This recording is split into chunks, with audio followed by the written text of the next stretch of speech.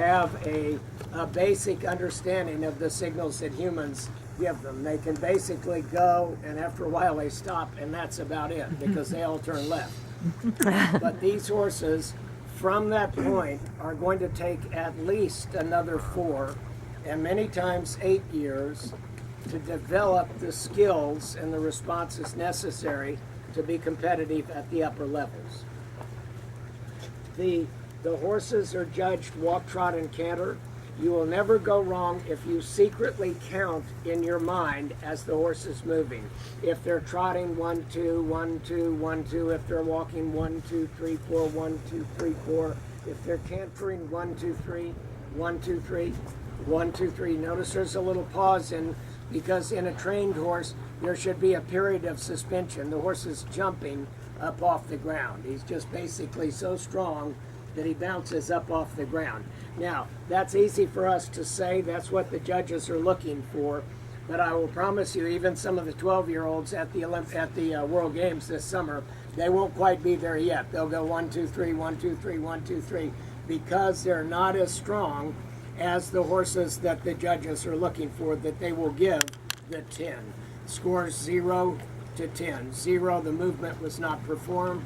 10 is not perfect, because you can't get 2 horsemen to agree about anything. But it's called excellent, because most professional horsemen will look at something. They may have a slightly different point of view, but they'll say, yes, that was excellent.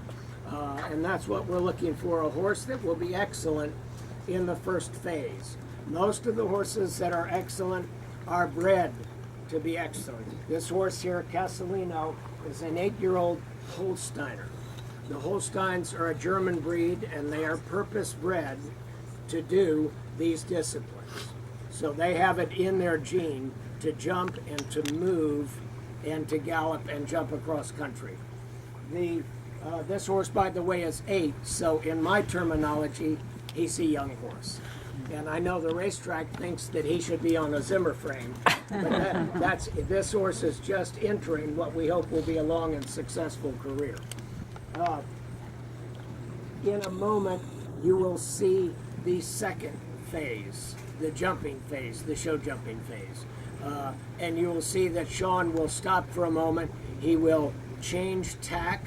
He will change the length of his stirrups, and he will change his body position. You see his body position here is very vertical.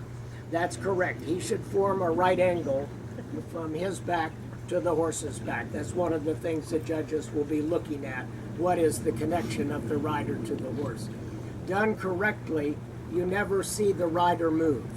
I coach for a living, and one of my sayings is, if I can see it, it's wrong. If I can see it. There should be such an intimate communication from the horse and rider, from the horse to the rider, that the horse appears to produce these movements and changes in gaits, changes in direction of his own volition. There was an 18th century English writer, and he said, there's no secret so close as that twixt man and horse. And that's what you see going on out here.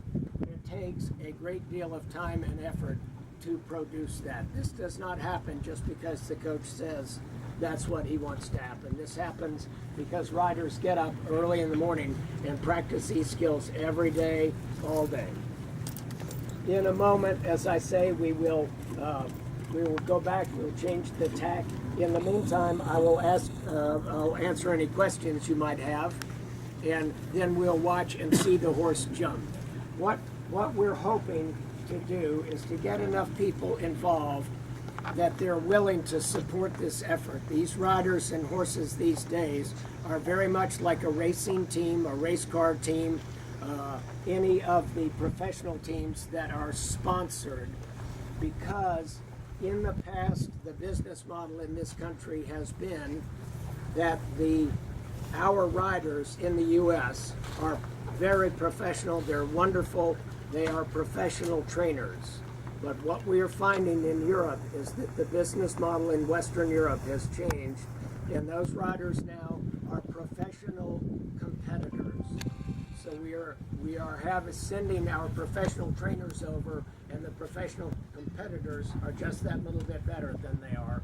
and this, of course, makes people like myself grumpy because I don't, you know, the late coach of the Washington Redskins, when we still knew how to win a football game, said every time you lose, you die a little bit. Well, I tell you what, I've been withering the last few years because we have not been as successful as we have in the past, and part of that is the way that the writers have had to make their living. They have to work so hard training other people and writing other people's horses, they do not have the time necessary to produce the results that are needed to be in the elite of the Olympic level competitors. Just a brief comment here. I mentioned before you should count 1, 2, 1, 2, 1, 2, Oh, yes. and any change in that rhythm means the horse lost his balance. And any change in that rhythm